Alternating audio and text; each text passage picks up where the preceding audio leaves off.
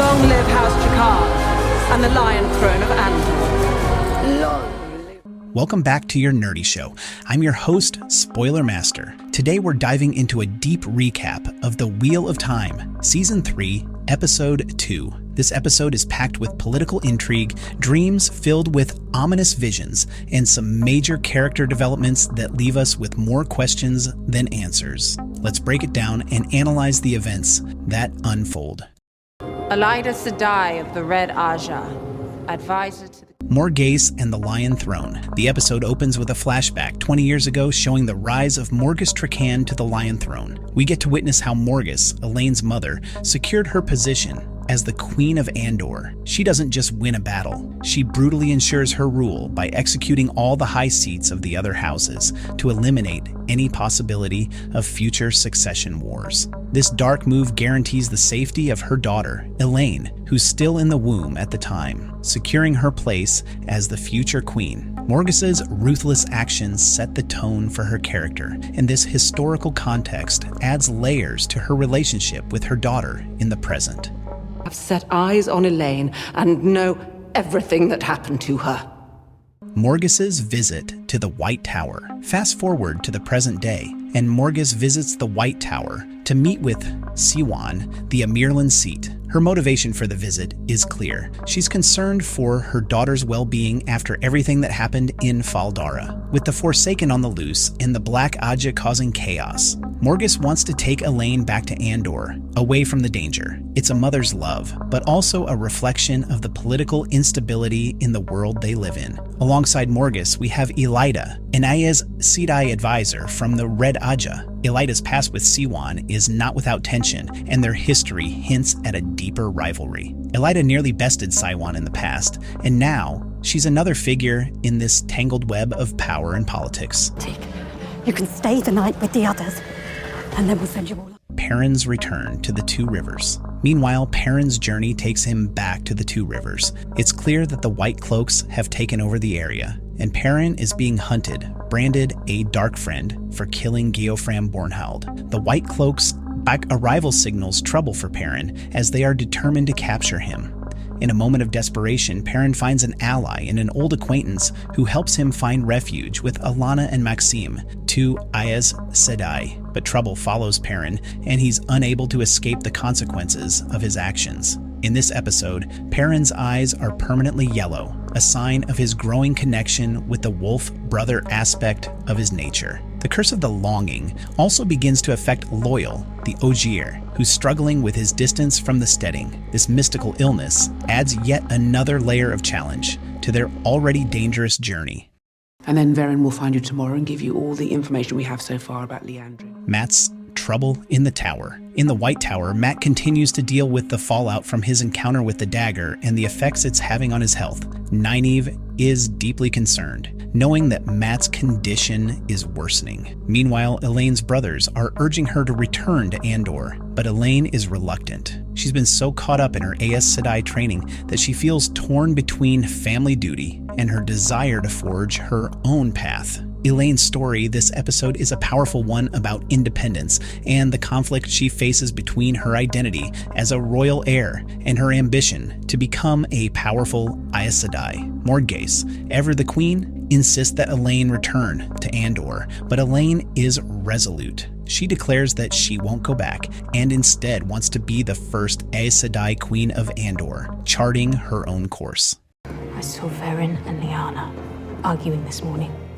The tower's growing threat. Siwan's authority in the tower is increasingly under question, and she's left feeling vulnerable. Min, in disguise as a servant, has a critical conversation with Siwan, revealing that she's seen visions of dead Aes Sedai haunting the tower. 9 Aes Sedai have already died, and a battle is clearly coming. Min's cryptic remarks about the battle, along with the ongoing presence of the Black Aja, make it clear that Siwan can't trust anyone. This sets up the high stakes for the tower as we move forward in the season. Siwan also gives Nynaeve and Elayne a covert mission to spy on the other Aes Sedai, as she can't trust the loyalty of everyone around her. This adds another layer of intrigue, as we know that the White Tower is filled with secret agendas and hidden betrayals. I didn't invite you to look at this. Anyway, what are you wearing? You look like you're working here.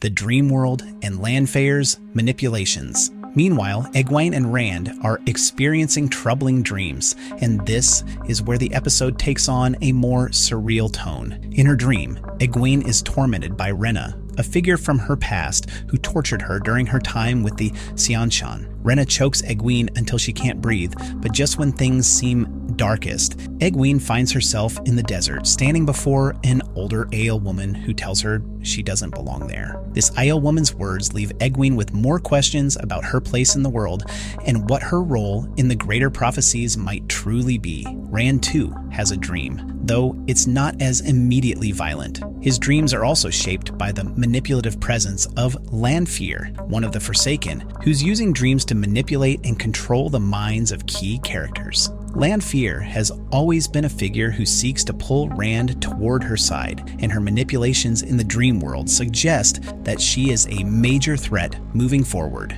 The dream sequences are a key part of the show's exploration of the psychological and supernatural forces at play in Rand's journey. Stop! I can't breathe!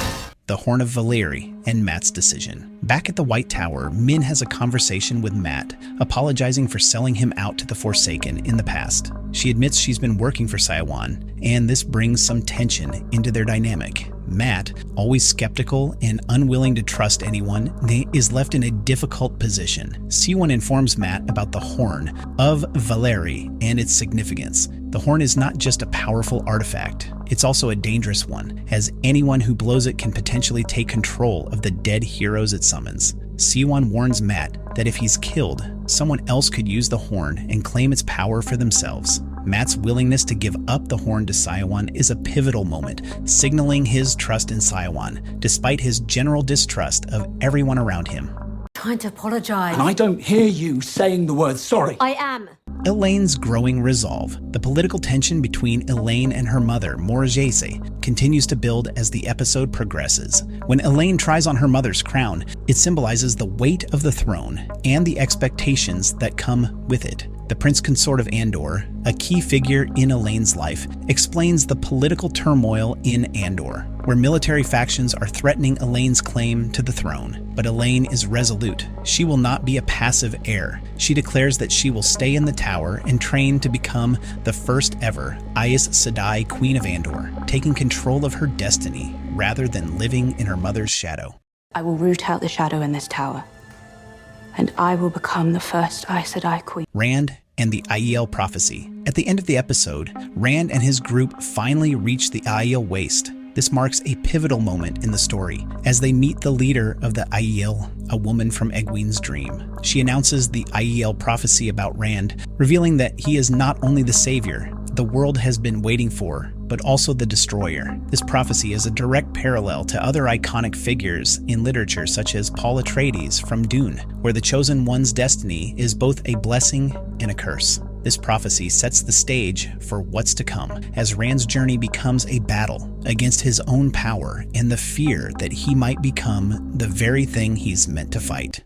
The horn in your possession, fully accessible to anyone who might want to kill you. Our nerdy thoughts. Episode 2 of The Wheel of Times, Season 3 sets up a lot of critical developments. We see Elayne making decisions that will shape her future, Perrin wrestling with his wolf brother nature, and Mat grappling with the dangerous power of the Horn of Valere. Meanwhile, Rand's journey is about to take him deeper into the heart of the Aiel Waste, where prophecies and dark forces await. With the White Tower on the brink of collapse, a battle brewing on the horizon, and the growing influence of the Forsaken, this episode is just the beginning of a much larger conflict. The stakes are higher than ever, and it's clear that every character's path is intertwined with the fate of the world itself. As we look ahead to the rest of the season, we can only wonder what new twists and turns are in store. The Wheel of Time is spinning fast, and there's no telling where it will take us next. Under lockdown,